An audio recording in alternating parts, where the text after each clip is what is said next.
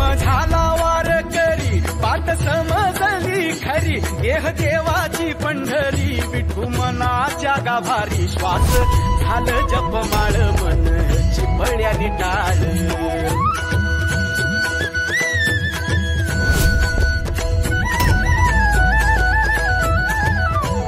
श्वास झालं जपमाळ मन चिपळ्यानी टाळ वेळ जीवाचा शिवाचा झाला अभंग जिण्याचा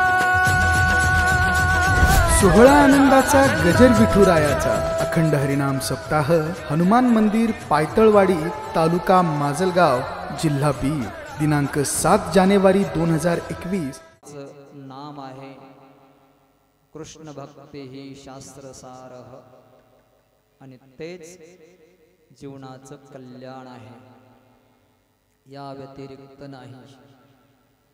भगवंताचे अवतारही अनंत आहेत। अवतारामध्ये 24 अवताराची कथा श्रीमद भागवतामध्ये आली आहे। सौनकजीने प्रश्न विचारला, महाराज हे भगवत कथा या धर्तीवर आली कशी? प्रथमतः नारायणाने नारदाला सांगितले, नारदाने व्यासांना, केव्हाही व्यासांना सांगितली। एकदा द्वापार युगाचा अंतिम सरस्वतीच्या किनारी व्यास भगवान प्रातःकाली ध्यान करत बसले आहे। सूर्यनारायण उदयाला आलेले कोवळ्या किरणाची स्पर्शता जाणवली। सरस्वती मैयाचं पाणी वाहतंय आणि सहजच या महात्म्याच्या मनामध्ये भविष्यकालाचं चित्र उभं राहिलं। पुढे कलियुग येणार। या कलियुगामध्ये लोक दुर्बुद्धीवाले जास्त असणार, अल्प आयुष्य असेल, मंद भाग्य आहे, मंद बुद्धीवाले आहेत। यांच्या उद्धाराचं साधन काही नाही। म्हणून संस्कृत भाषा लोकांना कळत नाही।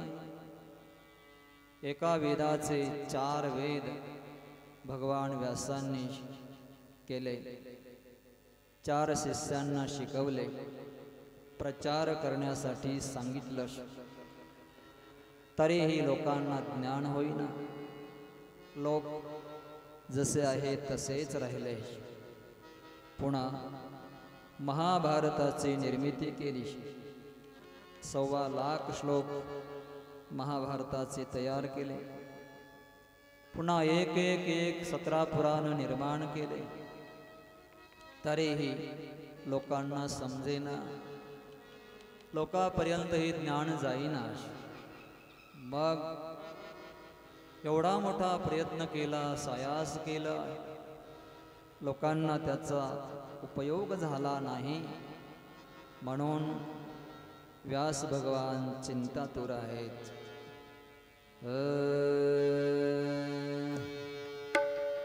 तस्यैवं किलमात्मा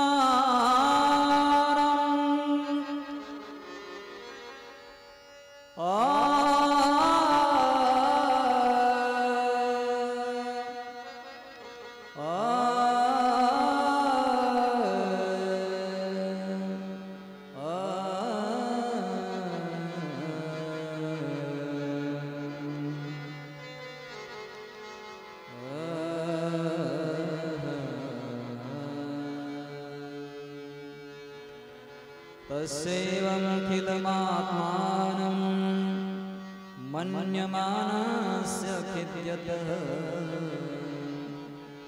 कृष्णस्य नारदोऽभ्यागात् आश्रमं प्रागुदारुतम्।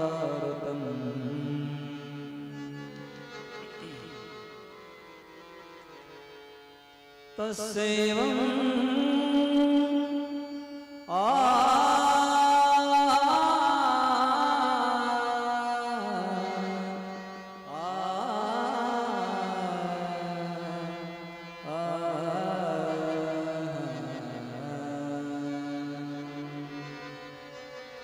तस्यैवं किल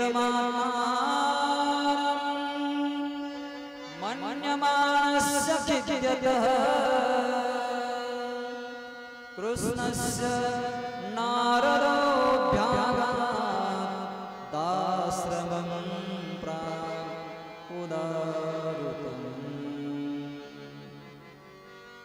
चिंतातूर व्यास भगवान बसलेले आहे। देवा, परोपकारासाठी एवढा प्रयत्न केला, जगाच्या कल्याणासाठी केलं, तरीही मनामध्ये समाधान नाही। काय कारण आहे? भगवंताच्या प्रेरणेने नारदजी आले। नारदजीला पाहिलं, व्यासजी उठून उभा राहिले, प्रणाम केला।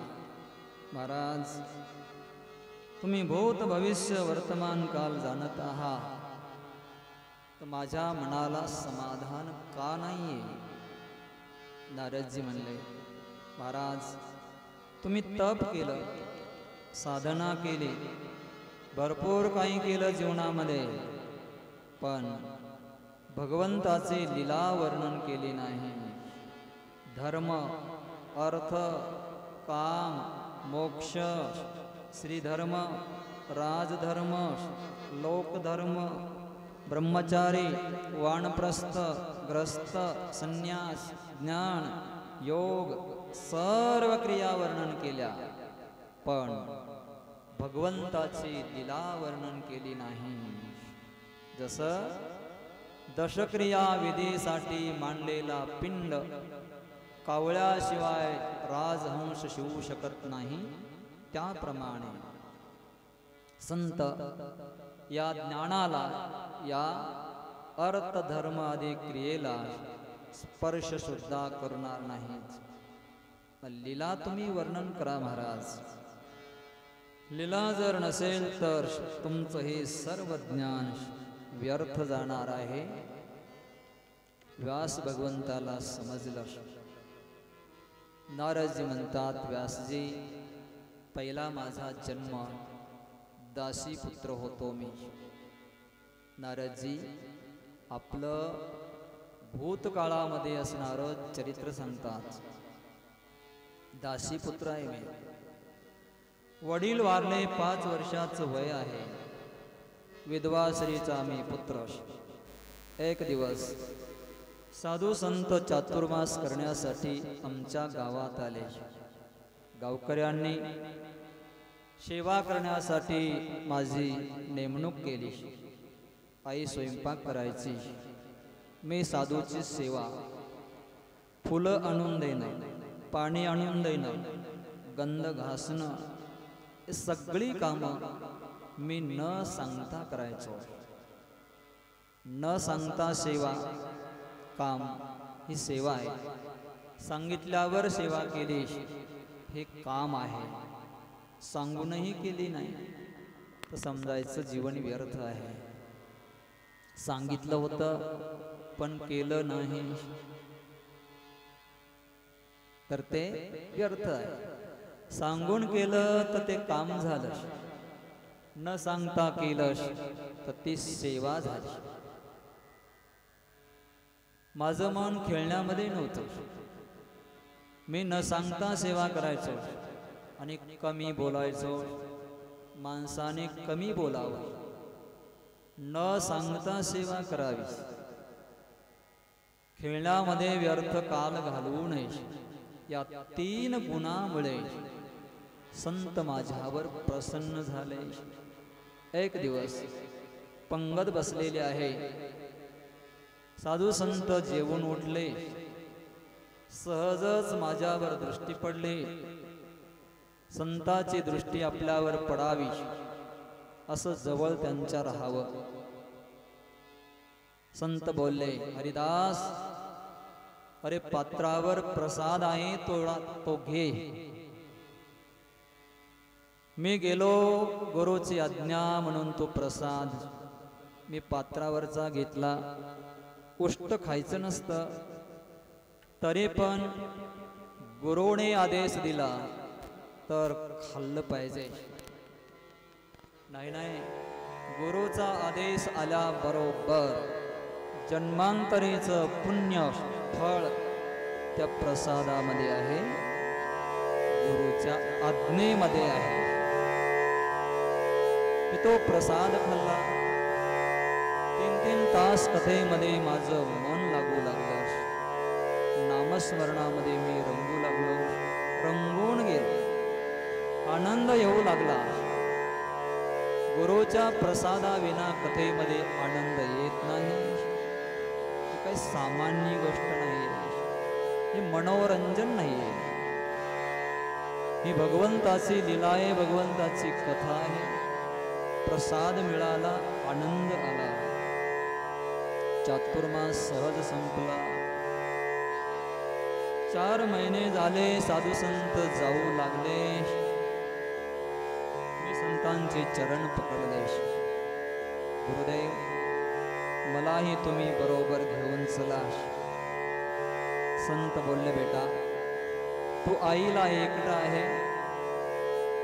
आईची सेवा करणं हा तुझा धर्म आहे. जर तू सेवा केली नाहीस तर अधर्म होईल, तुला येथे राहावं लागेल. संतांचा वियोग आणि दुर्जनाचा संयोग दुःखदायी असतो. गोस्वामी तुलसीदासांच्या शब्दामध्ये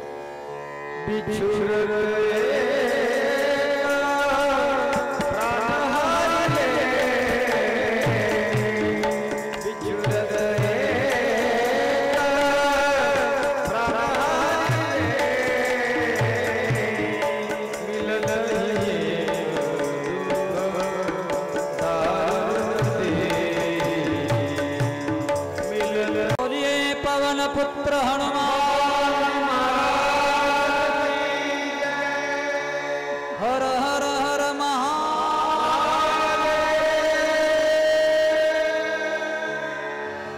दोन देवता कायमची राहतात तिथे, हनुमानजी आणि शंकर भगवान. पण दोघांची विशेष उपासना करायची. मागे हनुमान आहे, कोण कथेमध्ये येते, कोण नाही येत, कोण खोड्या करतय, सर्व त्याला कळते. रखवाला येतो, सावधान त्यापासून. तुझ्यावर प्रेम असल्यामुळे मी तुझ्या मस्तकाच्या माळा गळ्यामध्ये घालतोस. पार्वती मग तर रागवले, तुम्ही जात नाही आणि मी जाते, तुम्ही का बरं जात नाही? शंकर म्हणले, मी अमर कथेचं श्रवण करतो, पान करतो. असं मग मलाही अमर कथा सांगा. ठीक आहे पार्वती, आजपर्यंत तू विचारलंच नाही म्हणून मी सांगितली नाही. विचारल्यावर सांगावं, आपलं भाग्य आहे. न विचारताच भागवत कथा आपल्यापर्यंत पोहोचते आहे. तुम्ही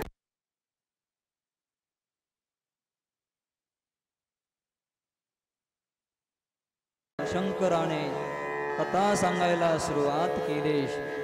पहिला स्कंद, दुसरा, तिसरा, चौथा, पाचवा, 6वा, 7वा, 8वा, 9वा, 10व्या स्कंदापर्यंत कथा सांगितली. ज्ञानकांड लागलं, 11वा स्कंद. ज्ञानाच्या गोष्टी सुरू झाल्या. पार्वतीला झोप लागली. सहज आहे, ज्ञान जिथे सांगायला सुरुवात झाली, माणसं दिवसा झोपतात. कुठं कथेमध्ये घरी नाही, भिंतीला टेकन देऊन चांगली झोप येते. स्वप्न पण पडतं कथेमध्ये. एवढा कथेचा प्रभाव ज्ञानाचा. ज्ञानकांड सुरू झालं, पार्वतीला झोप लागले. 11वा स्कंद संपला, 12वा स्कंद संपला. कुंडलिका वरदे हरी विठ्ठल झालं. मग पार्वती जागी झाली. नाथ, कथा संपली का? हो. 11वा 12वा स्कंद हो झाला. उद्धव आणि भगवान कृष्णाचा संवाद संपला ना. मी तर कथा नाही ऐकली.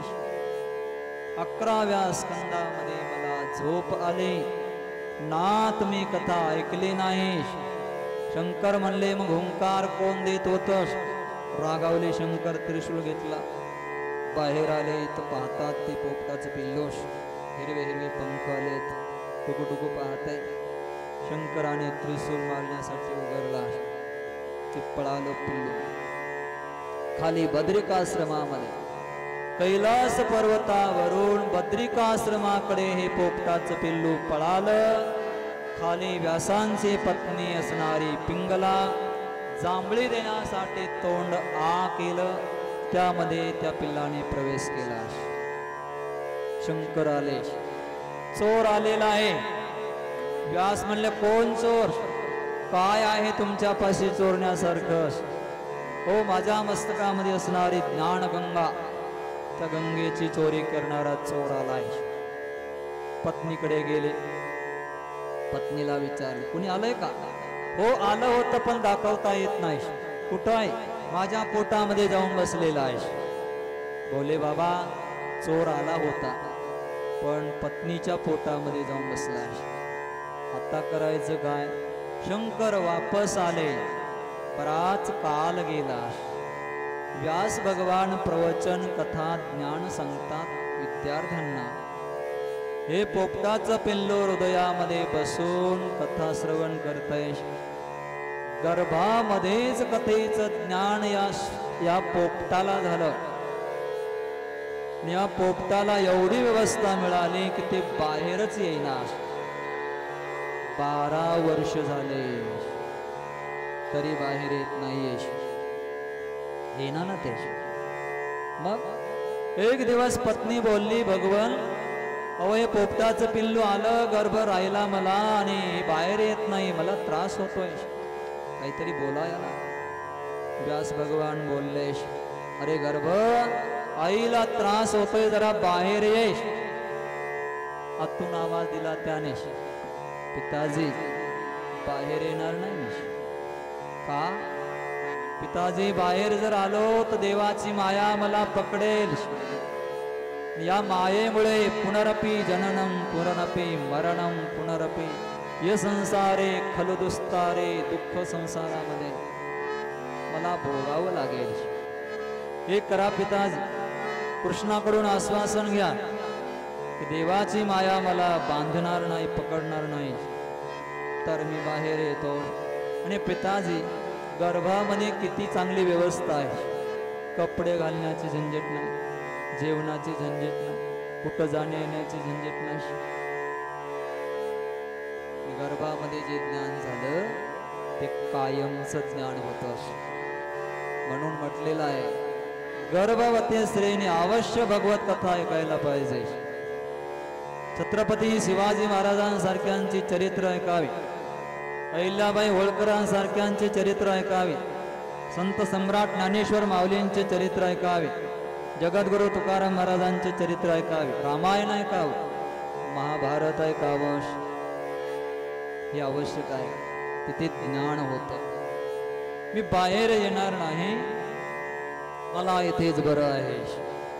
व्यासांनी भगवान कृष्णाला प्रार्थना केली, भगवान कृष्ण प्रसन्न झाले. बाहेरून आवाज दिला कृष्णाने, हे गर्भ बाहेर ये, आईला त्रास होतो आहे, बाहेर आल्यावर माझी माया तुला पकडणार नाही, असं माझं आश्वासन आहे. असं बोलल्यावर तो गर्भ बाहेर आला. आईला, बापाला आणि परमात्म्याला नमस्कार केला.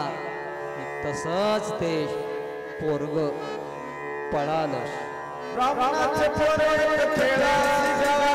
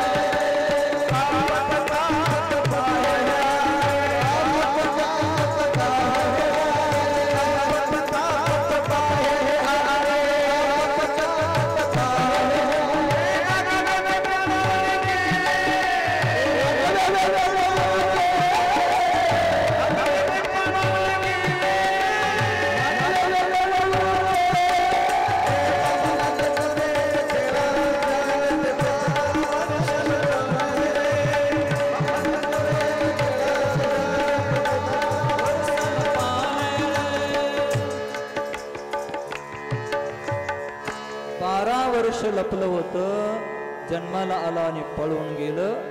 व्यास भगवान मागे लागले. पुढे पुत्र पळतोय, मागे व्यास. सरोवराच्या किनारे महिला मंडळ अंघोळ करत होत्या. पुत्राला पाहिलं, कपडे अंगावर घेतले नाही. पुढे तो निघून गेला. हे 80-90 वर्षाचा म्हातारे व्यास भगवान मागून आले. त्यांना पाहिल्याबरोबर अंगावर कपडे धारण केले. व्यासांनी विचारलं, असं का? माझा पुत्र 12 वर्षाचा जवळून गेला, तुम्ही अंगावर कपडे नाही घेतले, आणि मी आलो म्हातारा ब्रह्मज्ञानीश, मला पाहिल्यावर तुम्ही अंगावर कपडे घेतले, याचा अर्थ काय आहे? त्यांनी सुंदर उत्तर दिलं, बाबा तुमचा जो पुत्र आहे त्याला नर नारीचं ज्ञान नाही, त्याला केवळ ब्रह्मज्ञान आहे. झाडांनाही ब्रह्मस्वरूपाने पाहतो, माणसाला ब्रह्मस्वरूपाने पाहतो, पशूंना ब्रह्मस्वरूपाने पाहतो, त्याची ब्रह्मदृष्टी आहे. तोची तो तत्वता समदृष्टे तत्वता, हरे मने पंडुसुता, तोची ब्रह्म, तो ब्रह्मस्वरूप आहे. तुमच्या दृष्टीमध्ये मात्र नरनारीचं भेद ज्ञान आहे, म्हणून आम्ही अंगावर कपडे घेतले. समाधान झालं. व्यासजी वापस गेले. हा पुत्र कपाटामध्ये पर्वतामध्ये जाऊन बसलेला आहे. व्यासजी रोज रोज आपल्या शिष्यांना भागवत कथा शिकवतात. शिष्य श्लोक पाठ करण्यासाठी वनामध्ये कष्ट आणायला जातात. तिथे एक दिवस फिरत फिरत ही साधक मंडळी ज्या गुफेमध्ये शुकदेव आहे त्याच गुफेच्या द्वारावर येऊन कष्ट गोळा करत असताना काही श्लोक हे शिष्य बोलतायत. शुकदेव भगवान ऐकतात.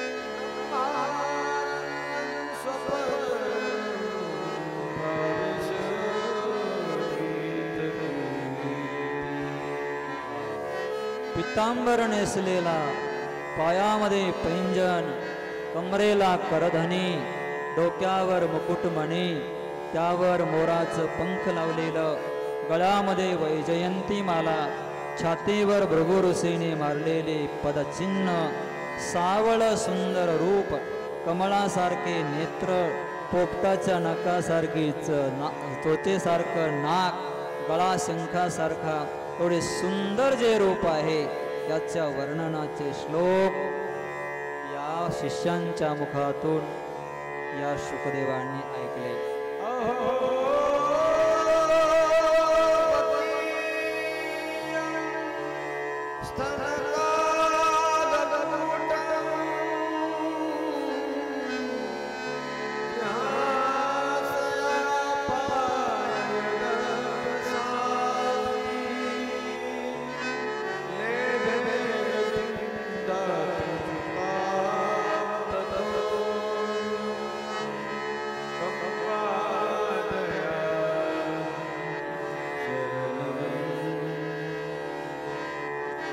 अशा गोपाल श्रीकृष्णाचं वर्णन मी काय करावं. त्याचे गुणही सुंदर आहे, त्याचा स्वभावही सुंदर आहे.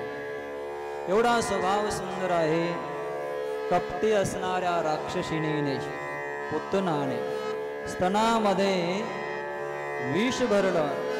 दूध पाजायच्या निमित्ताने आली. तिचं दूध भगवान कृष्ण प्याला. तिला यशोदेला जी गती दिली तीच गती पुतनेला दिली. असा जो दयाळू भगवान आहे श्रीकृष्ण त्याच्या विना मी कोणाला शरण जाऊ, अशा अर्थाचे बरेच श्लोक या शिष्यांनी गायले. शुकदेव बाहेर आले, पाहतात हे शिष्य लोक श्लोक गातात. त्यांच्या पाशी गेले, अरे आणखी बोला ना श्लोक, किती सुंदर श्लोक बोलताय तुम्ही, आणखी बोला ना श्लोक, किती सुंदर श्लोक बोलताय. असा परमात्मा त्याचं तुम्ही वर्णन करताय. तेव्हा ते शिष्य म्हणले, महाराज आमचे गुरु आम्हाला शिकवतात, तिथे तुम्हाला यावे लागेल, इथं नाही मिळणार. तेरे हरी पलंगावरी, घरी नाही मिळणार. आळंदीला जावं लागेल, ऋषिकेशला जावं लागेल, वृंदावनाला जावं लागेल, मग तिथे हे श्लोक मिळतील. घरी येतील का? पायतळवाडीमध्ये येतील का? नाही. तुमच्या मधलेच आहोत आम्ही, पण तुमचा त्याग करावा लागला की नाही, है की नाही मामा? तुम्हाला सोडावं लागलं की नाही? गावाला सोडावं लागलं, लोकांना सोडावं लागलं, देशांतरामध्ये जावं लागलं, आणि मग श्लोक पाठांतर करता आले.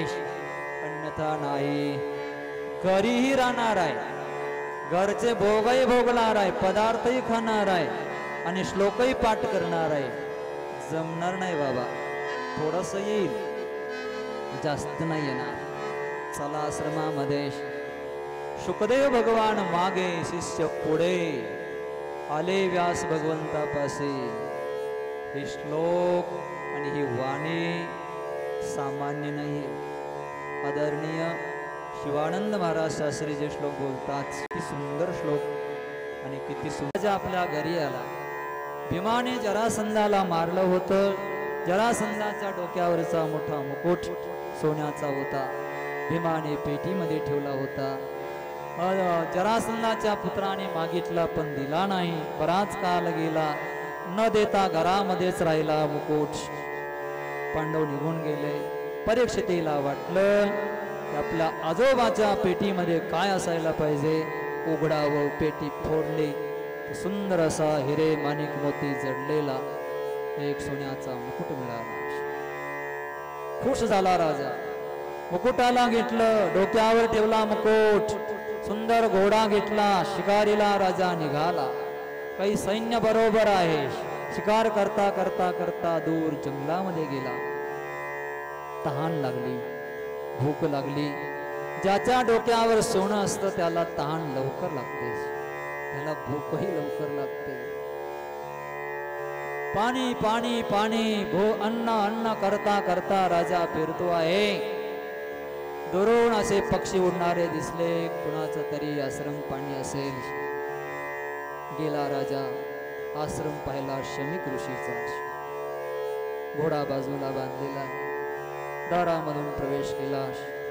महाराज समाधीमध्ये बसलेले आहेत. मी राजा आलो आहे महाराज. महाराजांनी ऐकलंच नाही. हो महाराज, मी राजा परीक्षित महाराज. संन्यासाने ऐकलं नाही. जो आतमध्ये गेलेला आहे त्याला बाहेरचा आवाज ऐकायला येत नाही. ज्याला आतला आवाज ऐकायला येतो त्याला बाहेरचा आवाज कमी येतो. म्हणूनच संत निंदा जरी कोणी केली ते ऐकत नाही, न ऐकल्यासारखं करतात, सोडून देतात शब्द. महाराज, मी राजा परीक्षित आलेलो आहे. ऐकलं नाही. राग आला परीक्षितीला. आजूबाजूला पाहिलं, जवळच पडलेला एक साप आहे. नाग बाणाच्या टोकाने उचलला, ऋषीच्या गळ्यामध्ये अडकला.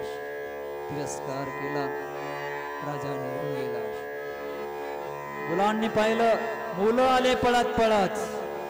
शमिक ऋषीचा पुत्र शृंगी आला. बापाला पाहिलं, बापाच्या गळ्यामध्ये साप आहे. सापाला काढलं, रडू लागला. रडता रडता राग आला. ज्या राजाने माझ्या पित्याच्या गळ्यामध्ये सर्प अडकला असेल तो राजा आजपासून 7व्या दिवशी तक्षक नावाचा सर्प दंश करेल, त्याचा मृत्यू होईल. वाक वज्र सोडलं महाराज. वाणीमध्ये ताकद होती, वाणीमध्ये सामर्थ्य होतं. ब्राह्मणाचे शब्द, ऋषीमुनीचे शब्द राजाला शाप रूपाने वज्र रूपाने प्रगट झाले. पायाला धरलं बापाच्या, डोकं ठेवलं, स्पर्श झाला. पिताजी उठलेला आहे. सम्यक ऋषी पाहिलं तर पुत्र पायावर पडलेला रडतो आहे. काय झालं रे? राजा आला होता एक, त्या राजाला मी शाप दिला, त्याने गळ्यामध्ये सर्प अडकविलास. काय शाप दिलास? आजपासून 7व्या दिवशी तक्षक नावाचा सर्प दंश करेल, राजाचा मृत्यू होईल असा शाप दिला. एखादा बाप म्हणला असता शाबास बेटा, पण ऋषी म्हणले मूर्ख आहेस. राजा सर्वांचा अन्नदाता असतो, रक्षण करणारा असतो. खेद आहे आपल्या भारत देशामध्ये राजाला मारण्याची धमकी देत आहेत आपलेच लोक हो. राजा चांगला मिळणं देशाचं भाग्य असतं आणि राजा वाईट मिळणं देशाचं दुर्दैव असतं. वेळ नाही लागणार पतन होणार. खेद आहे. राजा प्राणदाता आहे, अन्नदाता आहे, त्याला शाप दिला मूर्ख आहेस तो. अरे जा कोणीतरी सांगा. इकडे परीक्षित महाराज नगरीमध्ये आले. डोक्यावरचा मुकुट काढला, खाली ठेवला. जसा मुकुट खाली ठेवला, त्यामध्ये कलियुग होता ना, सोन्यात खाली ठेवला. राजाची बुद्धी जागृत झाली. हे मी काय केलं? एका ऋषीच्या गळ्यामध्ये सर्प अडकविला, माझ्याकडून एका साधूचा अपमान झाला. हे देवा, मला या पापाचं प्रायश्चित्त मिळालं पाहिजे. एकदा पाप झालं, एकदा अपमान झाला. राजाने अन्न पाण्याचा त्याग केला. रात्रभर जागा आहे. काय मी उद्धार पावेन, काय कृपा करेल नारायण. ऐसे तुम्ही सांगा संत जन, करा समाधान चित्त माझे. रात्रभर जागा राजा, मला काहीतरी पापाचं प्रायश्चित्त मिळावं. एकदा पाप घडलं तर प्रायश्चित्त करावं. सकाळ झाली. गौरव नावाचा एक शिष्य आलेला आहे. महाराज, तुम्हाला ऋषीने शाप दिला. आजपासून 7व्या दिवशी तक्षक नावाचा सर्प येईल, तुम्हाला दंश करेल, तुमचा मृत्यू आहे. महाराज, राजाला आनंद झाला. माझा मृत्यू निश्चित झाला. कमीत कमी 7 दिवस तरी मी मरणार नाही. मला देवाने प्रायश्चित्त दिलं, गॅरंटी मिळाली, आधार कार्ड मिळालं जिंदगीचं. पहिला राजा आला जन्माला. पहिला राजा या धर्तीवर आला परीक्षित महाराज, की ज्याला 7 दिवस जिवंत राहण्याची गॅरंटी मिळाली. इच्छा असली तरी आता मरू शकत नाही. 7 दिवस. राजा खुश आहे. मी या 7 दिवसाचा उपयोग करणार. आम्हा तुम्हा सगळ्यांना 7 दिवस मिळालेले आहेत, पण 7 दिवसाचा उपयोग करता आला पाहिजे. 7 दिवस मिळालेत, उपयोग करा. ऋषी मुनींना बोलावलं आणि सांगितलं, चला जन्मजयाला राजसिंहासन दिलं. राजा निघाला. राजा बोले, दल हले, सर्व सैन्य दल परिवार. गंगेच्या किनारी भागीरथी, गंगा गंगेति यो ब्रूयात्, योजनानां शतैरपि विष्णुलोक समाप्नोति, सर्व पापे प्रमुच्यते. गंगा गंगा शुकताल जिथे आहे मुजफ्फरनगर उत्तर प्रदेश, त्या ठिकाणी गंगेच्या किनारी 1 किलोमीटर असं तिचं मोठं पात्र आहे. आजही तिथे वडाचं झाड आहे. त्या झाडाखालीच आम्हाला पहिलं वर्ष 1 वर्ष राहण्याचं मिळालं. तिथे राहण्याचा योग आला. तिथे मोठा पंडाल दिला. ऋषी मुनी आले. सिंहासन भव्य दिलं. सोन्याचं सिंहासन बनवलेलं आहे. राजा खाली बसलेला. प्रार्थना केली. 7 दिवस ज्याला मृत्यू निश्चित झाला, त्याचं हित कशामध्ये आहे, त्याला मोक्ष कशामध्ये मिळणार सांगा.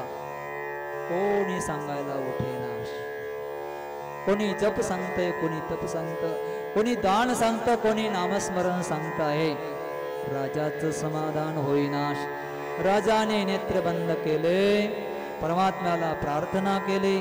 ज्याने माझी गर्भामध्ये रक्षा केली असेल तोच परमात्मा माझा मृत्यूही सफल करेल. आहे तर मी कसाही, पण देवा आहे तुझाच. हम लाख बुरे ही सही,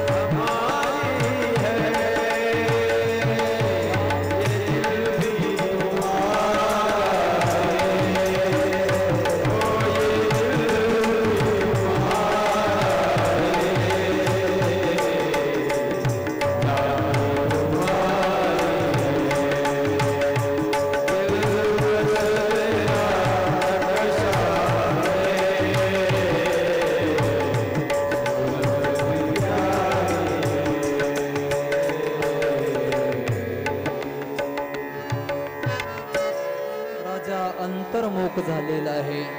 देवाला प्रार्थना केली की मी पापी जरी असलो तरी तुझाच आहे. नन्नासा फूल हूँ मैं चरणों की धूल हूँ मैं, नन्नासा फूल हूँ मैं चरणों की धूल हूँ मैं, नन्नासा फूल हूँ मैं चरणों की धूल हूँ मैं, नन्नासा फूल हूँ मैं चरणों की धूल हूँ मैं. गुरुजी मेरी पूजा करो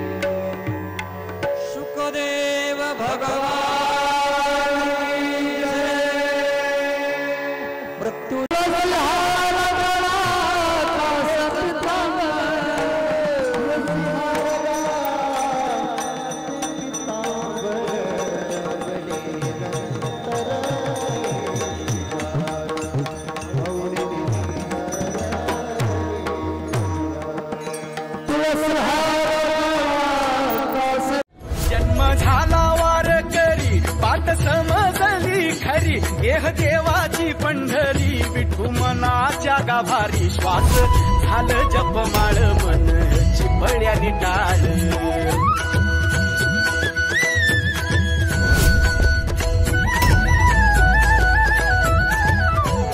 श्वास झालं जपमाळ मन चिपळ्यानी टाळ वेळ जीवाचा शिवाचा झाला अभंग जिण्याचा सोहळा आनंदाचा गजर विठुरायाचा अखंड हरिनाम सप्ताह हनुमान मंदिर पायतळवाडी तालुका माजलगाव जिल्हा बीड दिनांक 7 जानेवारी 2021